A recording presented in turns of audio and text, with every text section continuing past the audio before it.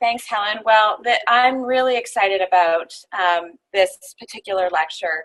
As we've been saying all week long, Trent Batson, who was our founder and president, retired in the fall last year.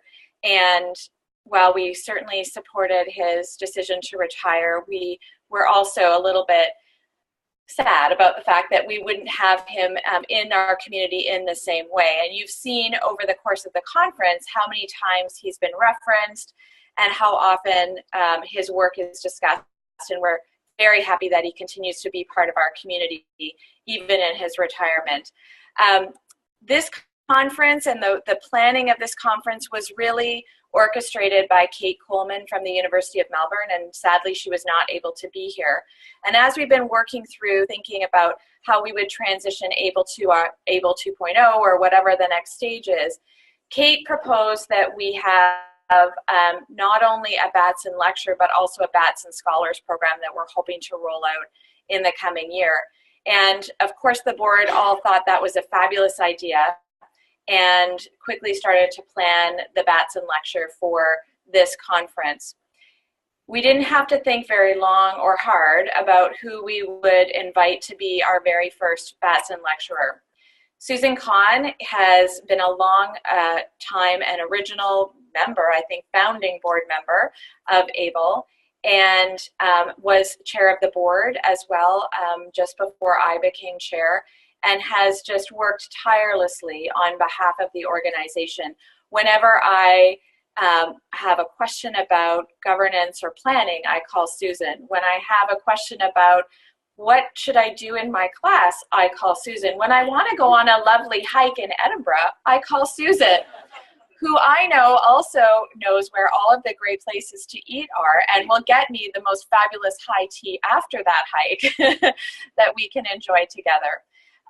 So this was a really exciting thing that to have Susan offer the first Batson Lecture to really honor the work, not just of Trent Batson, but also of Judy Williamson Batson, who was our vice president, and who together with Trent worked tirelessly to ensure the success of AAEEBL. And I will say that on my Facebook feed every now and again I get, you've got some memories, and often those memories are photos from AAEEBL conferences. And just recently one came up with Judy and Kate and myself and Shane Sutherland, which was just a wonderful memory to reflect back on. So now the official part of Susan. You've heard what a fabulous person she is. Here's the official blurb. So Susan joined Indiana University, Purdue University, Indianapolis in 1998 as director of the Urban University's Portfolio Project, a 6-campus national project that produced the first generation of electronic institutional portfolios. When I first started to go to ePortfolio conferences, actually they weren't really ePortfolio conferences, we were at educational conferences where there were ePortfolio conversations. I was, this newly minted PhD, just starting my job, and always Susan was at the center of the conversation with a number of other people because she was doing this work right early on from the start. She currently serves as IUPUI's Director of Institutional Effectiveness and Director of the campus's ePortfolio initiatives. In this role, she strives to support student and faculty development to enable students, departments, schools, and the institution to document student learning of key collegiate abilities and skills, and to demonstrate institutional accountability through the annual campus performance report and a variety of other reports and studies. She also has just finished shepherding, or is on her way to finishing, their accreditation report, which, as many of you know, is no small feat. So she's quite a force. Before joining IUPUI, Dr. Kahn directed a University of Wisconsin system-wide faculty development office that led initiatives focused on effective teaching and learning and on expanding campus's capacity to support teaching and learning. She simultaneously served as senior academic planner for the UW system, leading and staffing a wide range of statewide academic initiatives, and as special assistant to the system's senior vice president for academic affairs. She has published, presented, and consulted frequently on faculty development, assessment, and electronic portfolios. A native of New York City, she holds a bachelor's degree from Smith College in Northampton, Massachusetts, and MA and PhD degrees from the University of Wisconsin, all in English literature, and enjoys team teaching the senior capstone seminar in IUPUI's Department of English each spring. She shares her work fearlessly and generously. She is a great mentor and a fabulous friend. Please join me in welcoming Susan Kahn.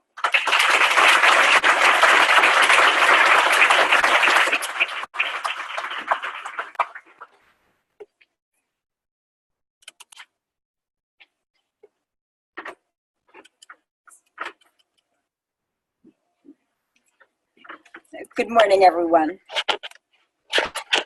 I almost don't know what to say after that introduction. Thank you very much, Tracy. That really was lovely. I'm very impressed with myself at the moment.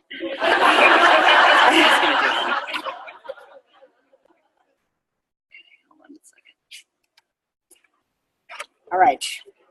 Thank you for your patience, everyone. Thank you, Tracy, for that lovely introduction. I truly am honored to be invited to give the inaugural Trent Batson Lecture. I'd like to thank the Board of Directors of AAEEBL and the conference planners for thinking of me. I thank Trent for founding AAEEBL. I wish that he could have been here today.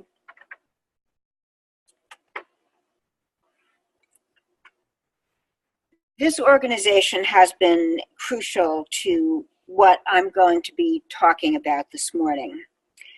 Part of that is the legitimization of ePortfolios on my campus and others. Since its founding in 2009, AAEEBL has been crucial in moving the national conversation about ePortfolios forward. It has been crucial to the existence of a national conversation and helping us all be more intentional and sophisticated in our thinking about and use of ePortfolios for teaching and learning. It has certainly helped us to make progress on my campus, Indiana University, Purdue University, Indianapolis, hence my title, Getting Better All the Time, which actually in part pays homage to the 50th anniversary of the release of Sgt. Pepper's Lonely Hearts Club Band, bringing us back to our opening keynote by Tom Black of Stanford. In this case, I'm talking about these Beatles, not the other kind of Beatles. Our topic today and our theme for the conference is making the case. And one of the things that I've learned in my over 30 years serving in higher education in various capacities is that when you want to make the case, a very good strategy is to go to the people whose support you're going to need and ask their advice about how to make the case or how to implement the initiative. And as they give you that advice, they often convince themselves and they join your side.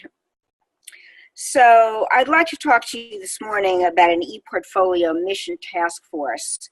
It's a sort of case study of making the case, and an ePortfolio initiative mission statement that we developed at IUPUI this past academic year. I believe that both the task force and the statement have helped us make the case and will enable us to continue to make the case for ePortfolios at IUPUI. Our process could easily be adapted to other institutions. So on the tables, there are copies of our mission statement. And I'm going to give you all a moment to take a look at that so that you'll have a little bit of context for what I'm talking about this morning.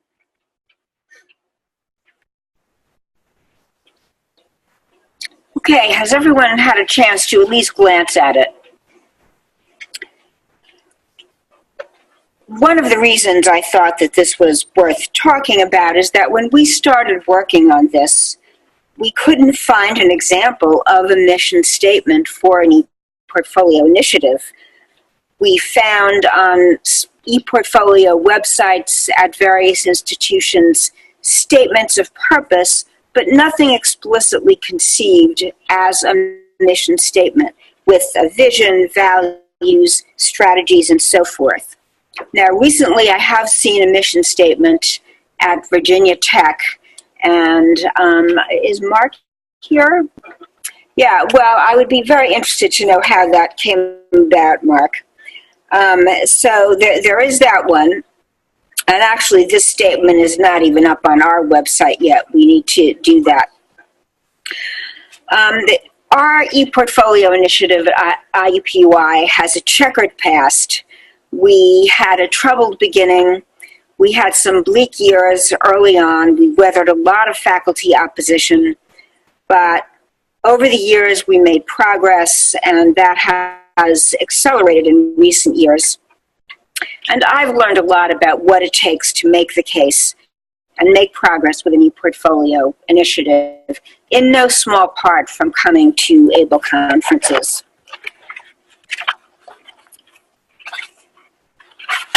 So, as you could see on the mission statement, it is almost all about students. It focuses on empowering students, supporting learning, especially integrative learning, supporting student success, learning from ePortfolios about who we are as a program or institution, which I view as a form of assessment. It speaks to values that most of us share as educators. It's aligned with IUPUI's campus mission, vision, and current strategic plan. And it took us a mere 17 years to reach this point with our ePortfolio initiative.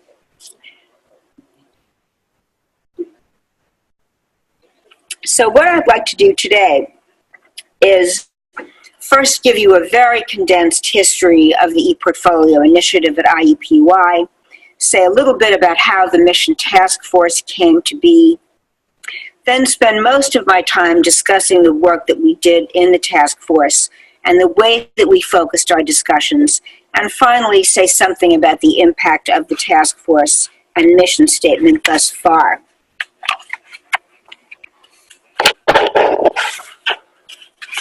So IUPUI started its ePortfolio initiative very early in 2000, 2001. There were very few models at the time of successful institutional adoption. Is this not good? All right. Can you hear me? Yes, we hear Uh-huh. Okay.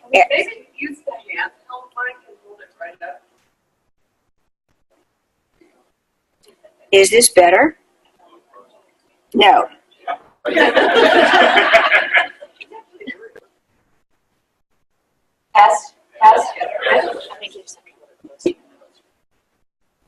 How about this? Yes. Okay, should I go back to the beginning?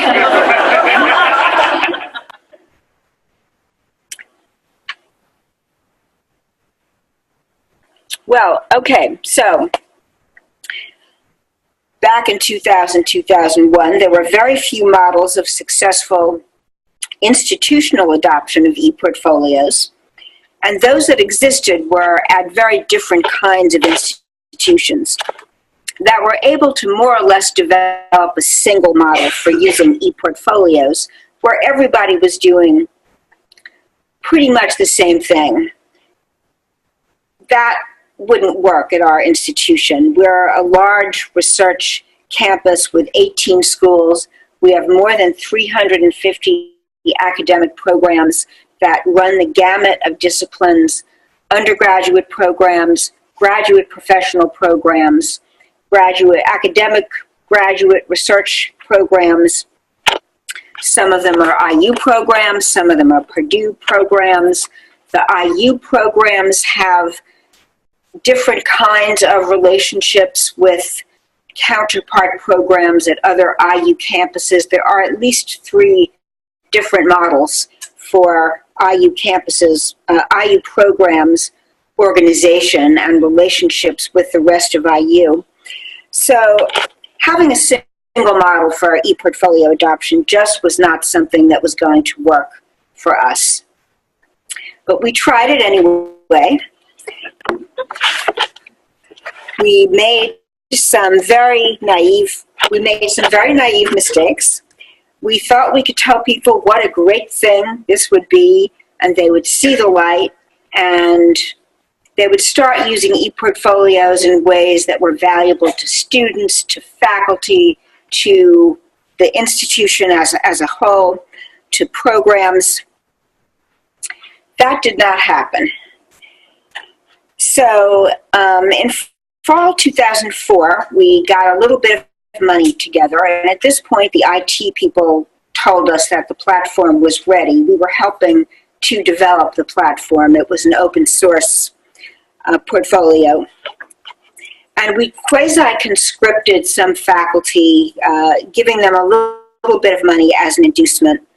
Faculty who taught the first year seminar and the first year writing course, because that's what you'd want to do, right? You'd want students to start the ePortfolio in their freshman year, and you'd want them to continue it through graduation.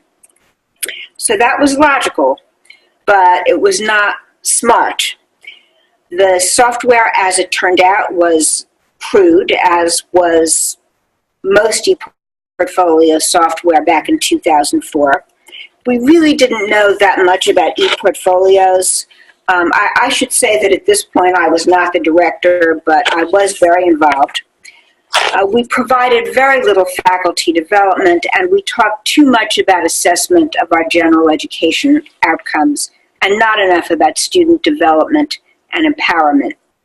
So even though the idea originated in a faculty committee, the ePortfolio came to be perceived as a top-down imposition of assessment. That really was not very good for the initiative, although it was good that we had administrative support and funding.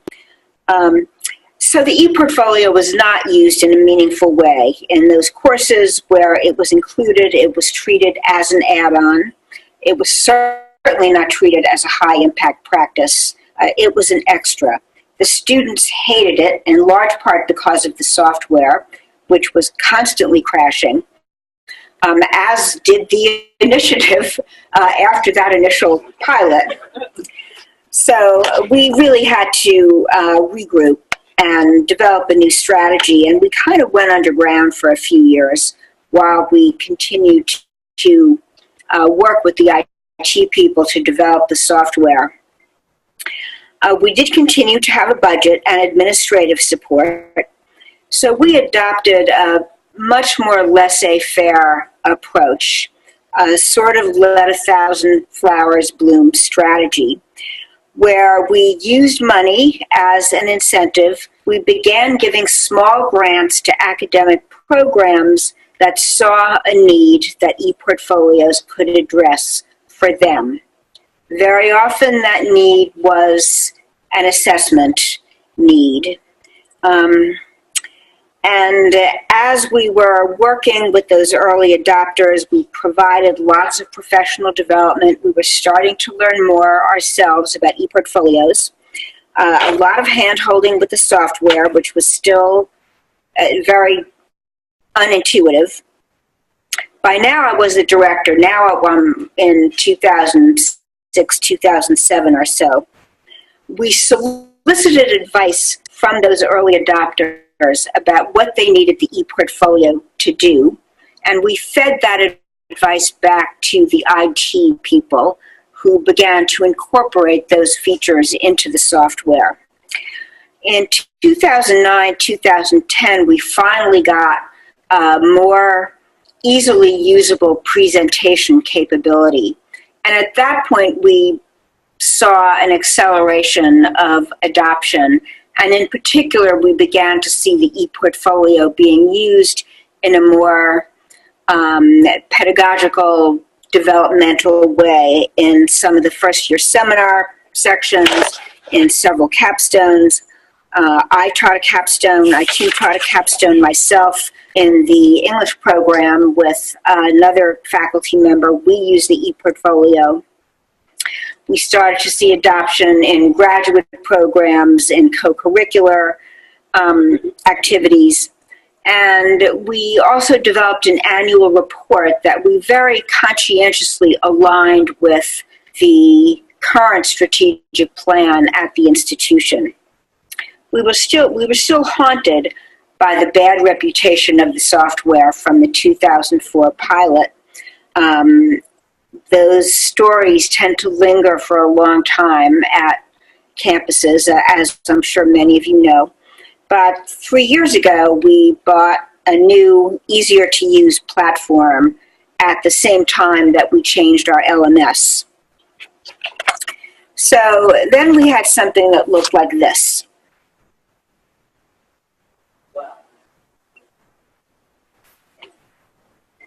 I just thought I would let you all take in the enormity of that for a second. So not quite 1,000 flowers, and actually not quite 64. That's as of the end of 2017. So a year ago, we probably had around 57, 58 ePortfolio projects going on around the campus. Now, you have to remember, we have 350 academic programs. So this is by no means a majority, but it is a substantial amount of use. And the ePortfolio is being used in the first year seminar, in the psychology department, which is the largest major on the campus, in some high impact practices. So many students were touching it at some point. During this period, there were also some crucial national developments. AAEEBL was founded in 2009, 2010. We funded a lot of people to come to the AAEEBL conferences. It was a big chunk of our budget, but it was one of the most important strategic steps we took. The conferences helped us to make the case that IUPUI was part of a large community of institutions attempting this work. A couple of other things that happened. We joined Cohort 6 of the International Coalition for Electronic Portfolio Research. And we also joined the Connect to Learning project led by LaGuardia Community College. We had a number of other faculty and staff involved in both of those initiatives. So we had people learning a lot at this point.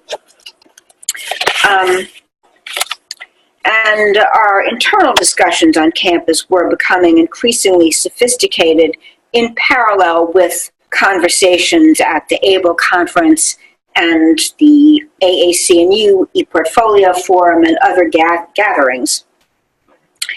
But the initiative had evolved project by project. We had all these projects that were doing somewhat different things with ePortfolios. And it was hard to talk about the purpose of the ePortfolio initiative as a whole. And there was one particular meeting with the IT organization about the ePortfolio platform, the new one we had gotten in 2014. They were paying for it. And they were saying that they didn't understand the purpose of the ePortfolio initiative at IUPUI. So I conferred with my colleagues in academic affairs who were very supportive. We're fortunate now to have an executive vice chancellor who's used the ePortfolio herself and gets it. And we decided that we needed a mission statement and that we needed to constitute a mission task force.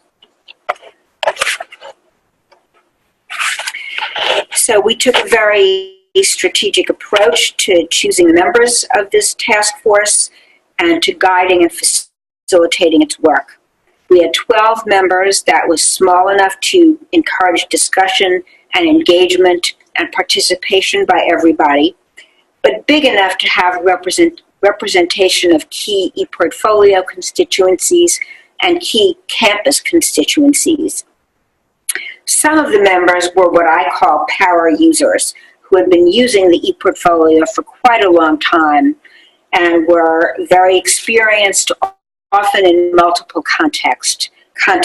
One person, for example, had used it in the first year seminar and was also using it for prior learning assessment. We had 4 department chairs or program directors. We had a range of disciplines and schools. We had a representative from faculty governance. So This was a very good group, as it turned out. And we had a chart that we developed for the task force. This is just a bit of it, but it's the crux of it.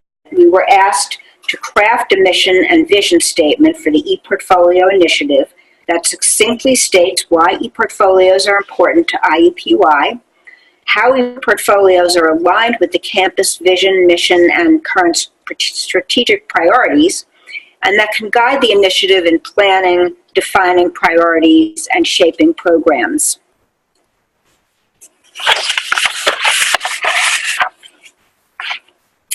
So,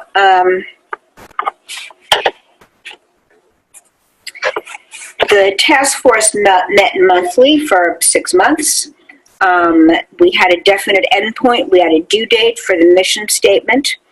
We used a seminar structure where we gave people suggested readings, short pieces, most of them written by people in this room, short pieces to provoke discussion.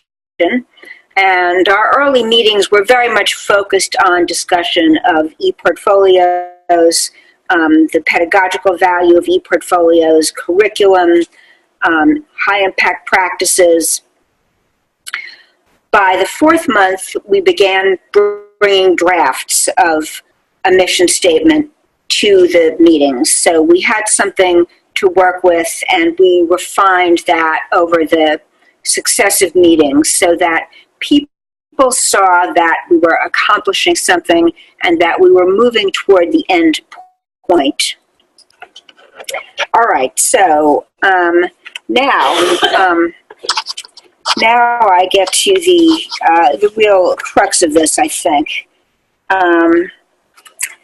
And that is what we actually talked about in this task force. Are you all hearing me well? Or okay. I think I might be waving the mic around a little bit in my excitement. Our discussions were wide-ranging. We talked about how we could use ePortfolios to support deeper, more engaged, integrated learning. We talked about the implications of ePortfolios for transforming curriculum and pedagogy. Someone said something in the second meeting that really struck me. We were talking about the use of ePortfolios to support self-authorship, which is something we've talked about a lot in the ePortfolio world over the years, and something we've talked a lot about at IUPUI over the last 7 or 8 years. Someone said, is identity development part of the curriculum? And that was a very crystallizing moment for me. That is really a fundamental question about the purposes of higher education. And I think that in some ways we were assuming that identity development was part of the curriculum, but that's not something that everybody at the institution would necessarily agree on.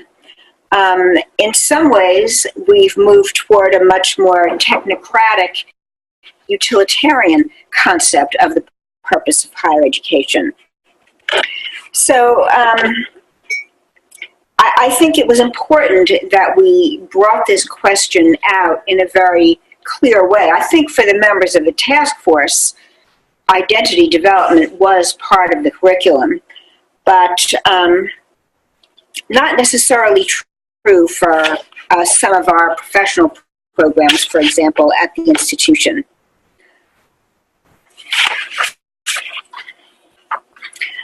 In my view, if we want our students to succeed, given who our students are at any institution really, identity development has to be part of the curriculum. If you're not figuring out who you are, if your education isn't influencing who you are, if your education is not in some way transformative, then I think we're missing a point in higher education. Another question that came up, what is ePortfolio pedagogy? We had a designated skeptic. I believe in the group. He was from the IT unit, and I think that he was sent in to be skeptical. And I said something about ePortfolio pedagogy, and he said, "Do we even know what that is?" I said, "Yes."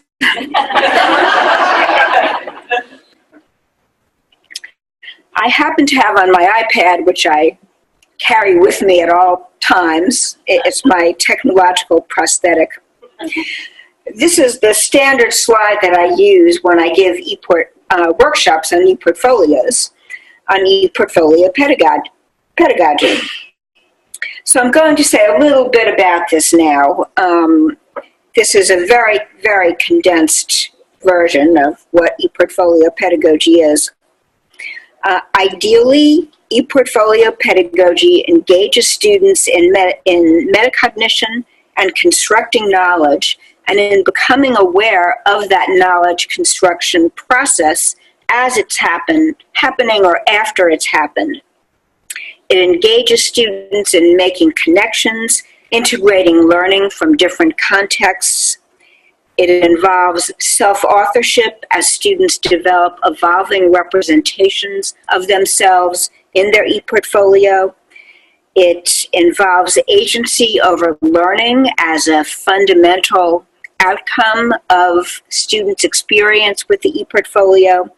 And it involves social pedagogy in which students engage with one another and with other authentic audiences. So, some of the other questions and themes that we took up. How can ePortfolios help faculty and students develop integrated, coherent, guided pathways through programs, giving students the maximum opportunity to see how their various learning experiences are connected with one another? What advantages does the E confer over a paper portfolio? What can we learn from ePortfolios about our students, our programs, our institutions? How do ePortfolios change our relationships with our students? I think that's something we don't really talk about a lot, but we need to talk about more. So we finally ended up with the mission statement that you see before you. The mission speaks to the work, what we decided at the beginning. There was a little bit of confusion about whether the mission statement was for the ePortfolio initiative specifically or for ePortfolios at IUPUI. So we came to the conclusion that the mission statement would speak to the work of the ePortfolio initiative and our very small staff, me and Susan Scott, sitting at the back of the room. We decided that the vision would speak to the ideal state of ePortfolios at IUPUI. The statement begins with the campus mission, vision, and priorities, and links the ePortfolio to those. It focuses on the value for students first, then on the value for programs and the institution. The values and strategies speak to some of the things that I had on my first slide after the Beatles. Student learning, student development, student success, faculty and staff professional development, and expanding the institution's capacity for self-improvement. So we tried to make the case in that mission statement that ePortfolios can help us make progress toward the campus mission and strategic priorities. That is the fundamental case that needs to be made in whatever context you're using ePortfolios. Tracy, you're looking at me funny. Can everybody, can you still all hear me okay? All right, great.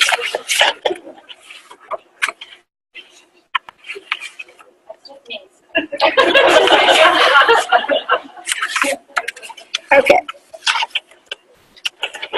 So once we had a good draft of the mission statement, which is pretty much the draft that you have, I was asked by the Executive Vice Chancellor to go to all of the major campus governance committees and present the mission statement and talk about the work of the task force.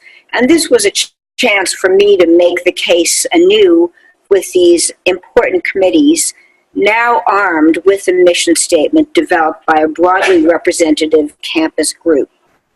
Going back to my comment earlier about asking people's advice in order to gain their support, when I went to these committees, I asked for their suggestions about how to improve the mission statement, and I asked for their endorsement. I got one minor suggestion from somebody on one of the committees to add 2 words to the mission statement, which I did. All of these presentations and discussions happened during the last 2 weeks of the spring semester. So I haven't really had much of a chance yet to see what the impact of this work has been. I'm sure I'll be back next year talking about that. But I've started to see some things creeping into documents and conversations that lead me to think that the task force and mission statement are helping us to make the case for ePortfolios at our institution. For example,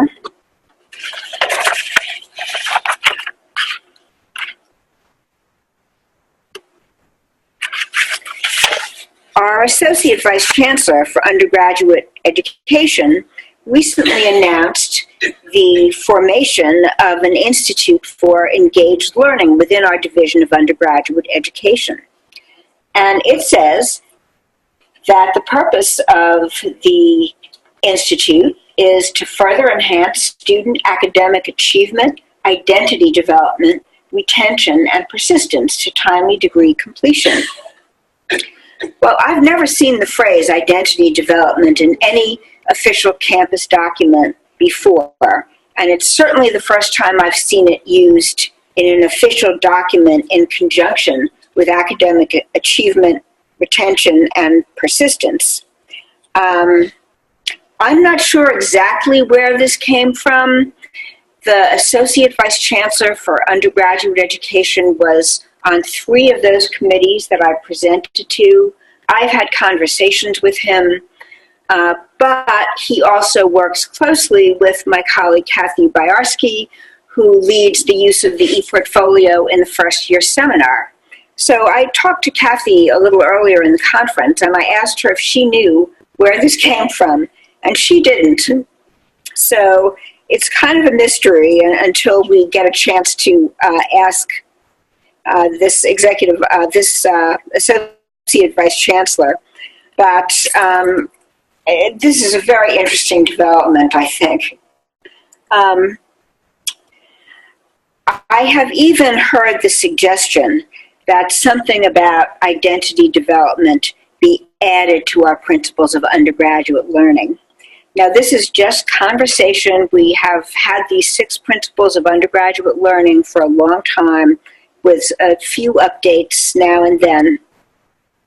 Personal development is in our co-curricular outcomes, intrapersonal and interpersonal development. But maybe we shouldn't be outsourcing that development to the co-curriculum. We want learning from the formal curriculum and the co-curriculum to be connected. We talk all the time about students integrating their learning experiences in and out of class. This, I think, would be an important point of connection. So I'm going to say a little bit about what I think worked well about this task force. I'm certainly feeling optimistic now about the future of ePortfolios at IUPUI. The fact that we had a chief academic officer who understands ePortfolios was certainly invaluable. She came to the first meeting and gave us our charge. The seminar style structure with a cross-disciplinary collegial group who enjoy discussing teaching, learning, and curriculum the readings, that was really important. The fact that we had a critical mass of people who were well-informed and experienced with ePortfolios. The fact that our discussions focused on teaching and learning, not on technology and not on assessment per se, although we did talk about what we could learn about our students and programs from ePortfolios.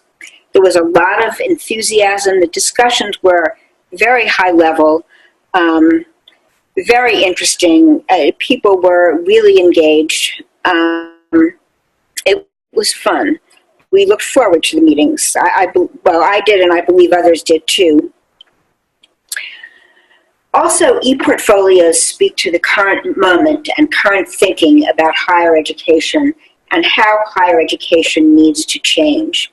I find that conversations about ePortfolios and the curriculum and the purposes of higher education, well, I find that conversations about ePortfolios often turn into conversations about the purposes of higher education. ePortfolios are, at their essence, a way of serving the purposes of higher education. And most of us love to talk about that. I think the ways in which we set forth the purposes of ePortfolios through those early readings and presentations fit the larger context of the institution right now, fit with our strategic plan. When we talk about ePortfolio pedagogy as that has been defined, we're attending to the development of educated human beings, thoughtful, self-aware people who know what they don't know. We don't have enough of those people right now. The idea of ePortfolios and identity also captures people's imaginations, I believe, both at the undergraduate and the graduate level, where faculty are interested in helping students develop not only their own personal identity, but also a professional identity as you move into the graduate programs.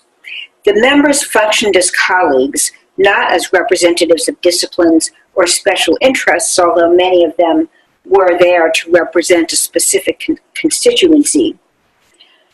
The discussions fit the larger campus context right now.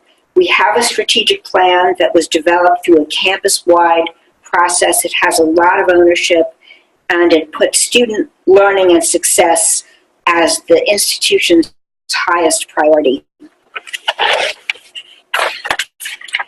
So I'm going to make a few observations to finish up. I don't think we could have had the discussions that we had at IUPUI until the ePortfolio initiative had reached a certain level of maturity.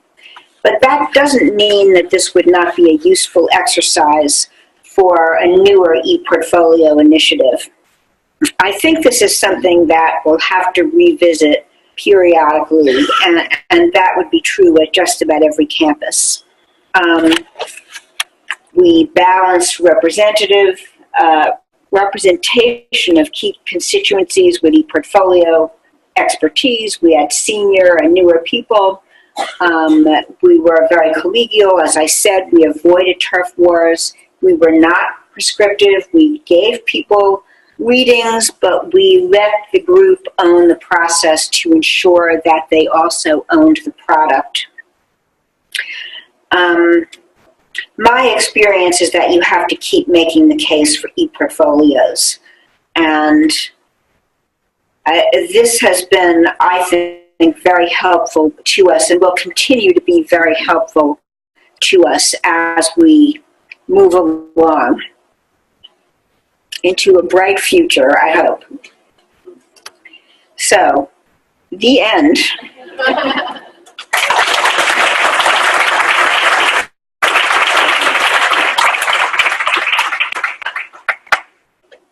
Hi, I'm Sonia Taylor. Everybody knows I always have a question. So actually I don't necessarily have a question, but more of a comment that I don't understand how education without self-awareness can be effective. And I think that we see daily examples of what that's doing to our community and to other communities. So I think that one of the most important things we can do as educators is help students develop self-awareness, and we also need to practice it ourselves. So I think that it would be helpful if faculty remember that we're still on a learning journey, and that we still have things to learn, and that we can practice these things along with our students, because then we can model it, and we can also understand some of the problems that they encounter. And I really appreciate all of the talks that I've heard about making things personal. I have a prototype on Pad that I give my students to make changes to for their ePortfolio, but I was saying to before that I want to have them do a personal page to get used to the technology, and it's like way less intimidating, and they can just build it, and then they can work on it over the year, and then they can add it to their portfolio, and it makes it more meaningful. It makes the connection for them. And I don't think school is the place where you go to get knowledge. It's where you go to get tools for thinking about knowledge and integrating into your life and encountering difference. So I really like that ePortfolios are a place where people end up talking about what's the value of higher education, what we're supposed to do in education. And I don't think it's a bad thing that we have to keep making the case, because that keeps our brains fresh about why it's important. Comment? I agree. Susan, it was during the intro, it was talked about the fact you're also involved in your accreditation reports. Mm-hmm. Could you maybe connect some of the presentation that you just gave with your accreditation reports and see, or create some bridges? Because I'm assuming there are. I just didn't see in your presentation.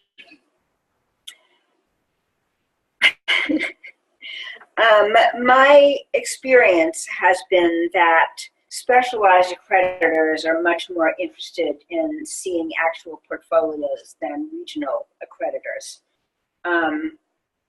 We talk about ePortfolios as one of the assessment methods that we use in the report, but we did at one time in 2002, we did have links to authentic examples of student work. We had a very complex website, an institutional portfolio that was a part of our self-study. I'm not sure how many of the team members really accessed it. I don't think regional accreditors get all that granular in terms of student learning. They want to know that you're assessing, and they want to know that you're making improvements and closing the loop and so forth. We have had a number of instances, however, where specialized accreditors came in and looked at students' actual ePortfolios. So I think that there's a much stronger connection there. I guess more broadly, I would say that ePortfolios can tell us a lot about how students are experiencing the curriculum, how they're experiencing our programs, how they're experiencing our institutions. And I believe that much of that information is actionable. They also tell us a lot about how ePortfolios, they tell us a lot about how students are making sense of what we're trying to teach them at any given point. So they can illuminate points of confusion or things that students are struggling with. I think they can help us in our teaching in that way as well. But as for the accreditation context,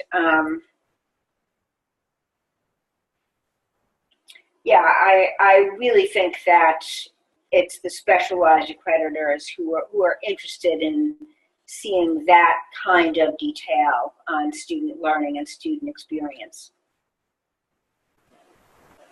Hi, thank you. At our institution, there's been some conversation about getting rid of the E, just calling it portfolio. And I noticed that up on one of your slides, you have the question, why the E in ePortfolio? And I was hoping that you could speak to that for us. Oh.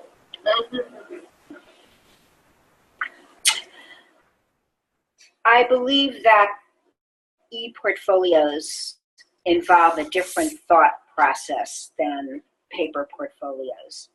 If you think of ePortfolios as personal academic websites, which is pretty much how I think of them, although there are other ways of approaching them. But a website is a knowledge structure. It includes narrative. It includes discussion of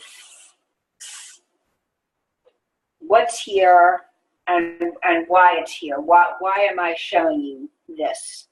It includes hyperlinks. It includes menus. It includes non-written elements. It includes design that students need to think about. Hopefully that is a reflective process when students choose the way that they want their portfolio to look, when students choose images to add to their ePortfolio, when they choose video. I've come across portfolios that had a soundtrack. That is another occasion for reflection. So I think that building a portfolio website involves iterative reflection. It requires creating sometimes students need to be told this, especially less experienced students, but a website should have some coherence. So ideally, as students build an ePortfolio website, they are thinking about how this all makes sense as part of an integrated whole. And that's something that you can also ask them to be reflecting about and thinking about. So you can make that a very deliberate process. But that's kind of how I would sum it up. Written portfolios tend to be much more linear. It's a notebook. A website is not a notebook. It's a very different kind of thing that requires a different kind of thinking from both students and faculty. Okay, good morning, everyone. Oscar Fernandez from University Studies. Over here, Susan. Dr. Kahn. Thank you for being here. Thank you for sharing your remarks about the process. So I have a question about process. If in the process, your committee and your committees included language about equity inclusion as you were forming your mission statement, that's something that I continue to see lacking in ePortfolio pedagogy and thinking about ePortfolio. The way I teach, and I teach here at PSU, is I see the ePortfolio as a really deep tool where students can really engage deeply with questions about equity, inclusion, different cultures, multi-languages. So I'm wondering if that entered into the conversation. Discussions about equity, multi-ethnic students, multilingual students.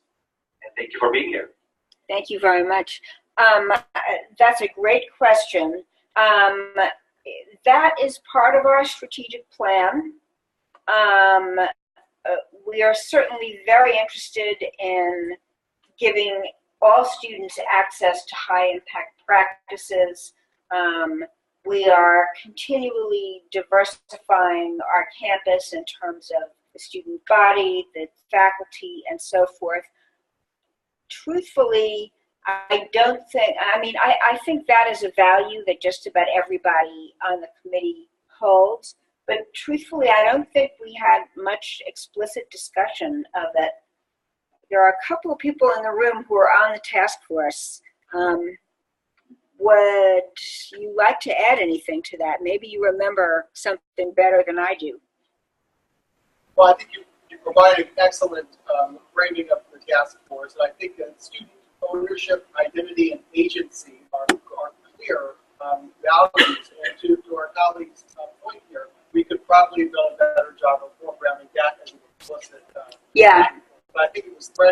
throughout the discussion, perhaps indirectly. Yeah, I would agree with that. It's a great point. Thank you. I'm getting all the questions from this side of the room, but I'm happy to go over that way too. So. Were any students included in the task force? No.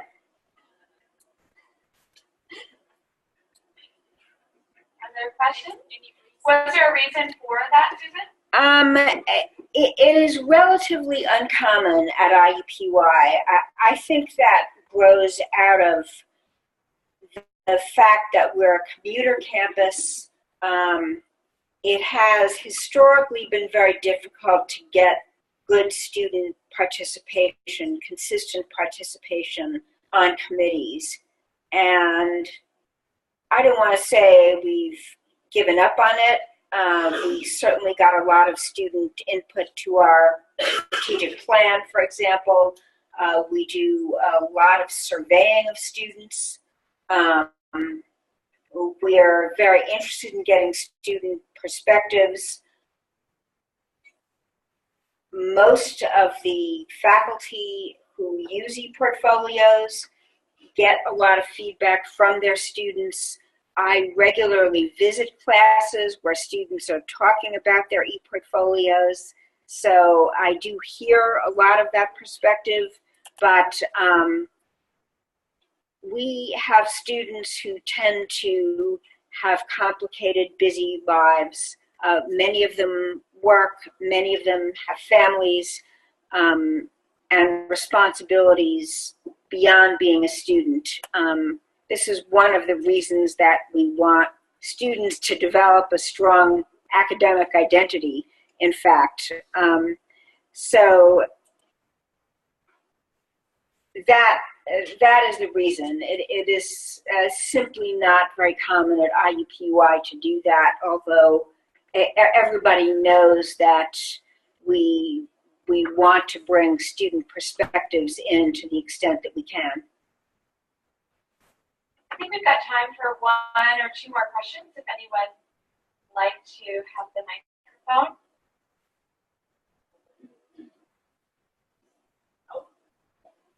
I'm in the middle, at least. Hi, you talked earlier about the one question that was posed, is identity development part of the curriculum? And that's a question that I've been working through with one program at the university I work at. And I'm wondering what sort of areas or components of identity development were part of this, if this did become part of the curriculum, was recognized as part of the curriculum, or became part of it. One of the key elements that my program has been struggling with was moving into having a web presence as a student. To what degree are these students ready to become not anonymous, become a person identifiable on the web? And this is a program that's mid-career professionals, so there's a conflict or tension with, I'm already a person at work, and I don't know if I want my critiques of this, that, and the other thing being this place everybody can go find. Well, I think you've got a few different questions in there.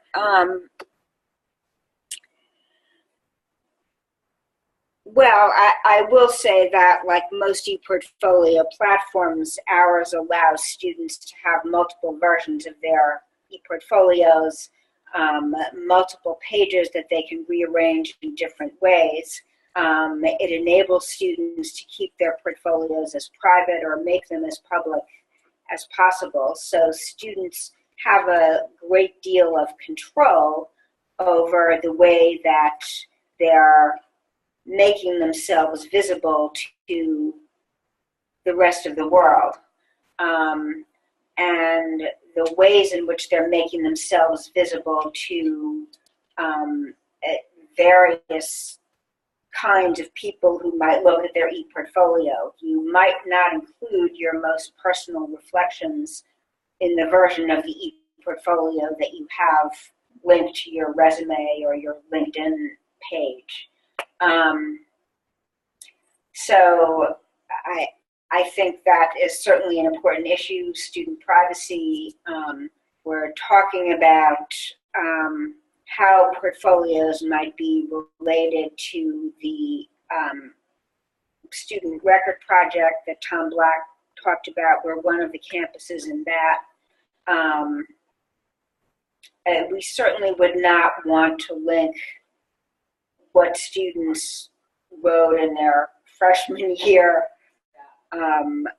about, who they were.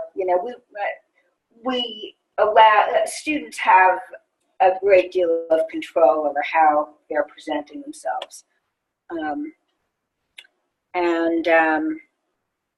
Have I answered your whole question? What I was wondering was about, in the process of the program, are there opportunities to pause and think about how much I'm letting out there now, or what I'm putting out there now, and have I developed, do I want to change, am I now, do I want to be more out there? And sort of the flip side of that, especially in a professional program, is, does being a person in this profession mean that you do have to be out there, that you're connecting with other people via social media, on the internet, as part of being a person who does that sort of thing, and how do you grow into being comfortable with that? My experience with students is that they have a wide range of responses to that. In using the ePortfolio and the English capstone, I find that there are students who are much more reserved,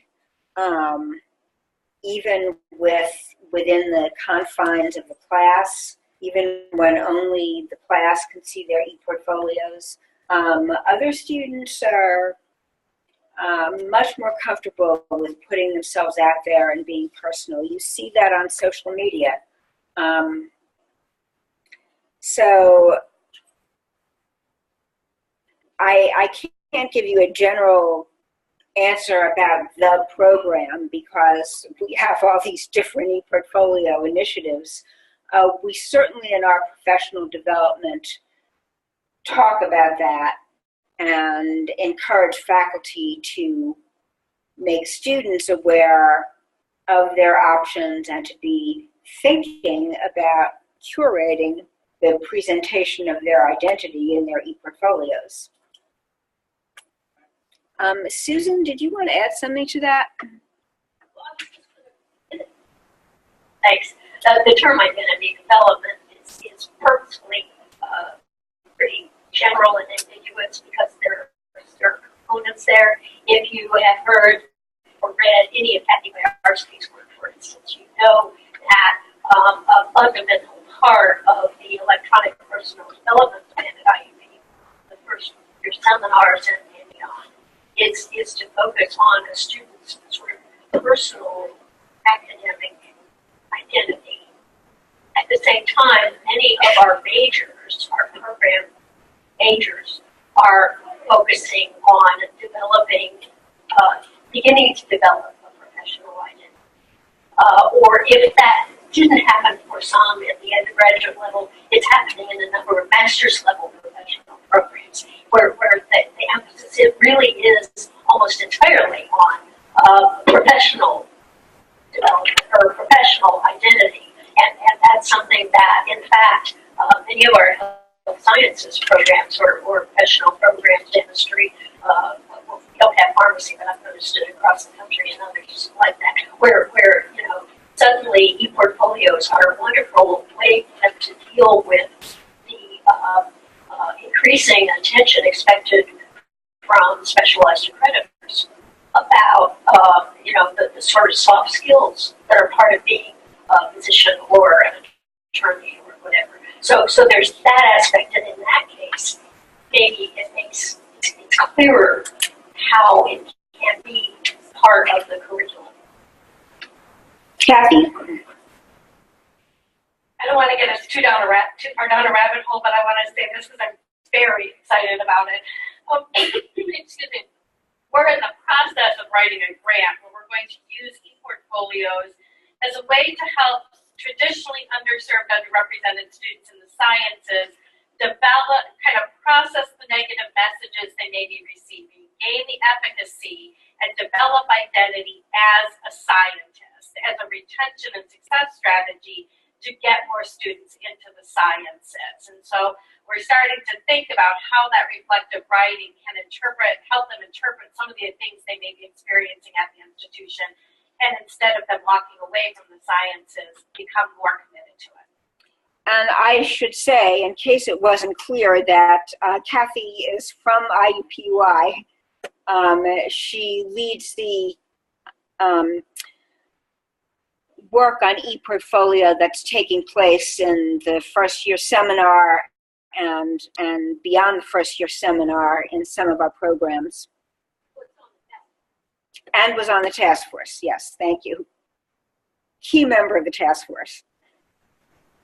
I just wanted to make a comment on your question about students sharing their most vulnerable learning and identity components as they transform.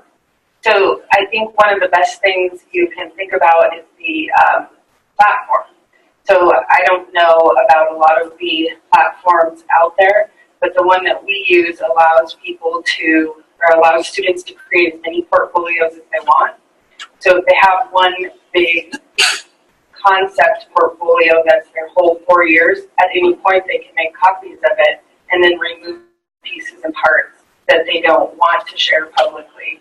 And then they decide how and when and who they share whichever portfolios they want to share. So that allows them to create one that would be connected to their LinkedIn or their resume and just have maybe some writing examples of best work or things like that, but not have their vulnerable journaling included because they could remove that, but still keep that original big portfolio.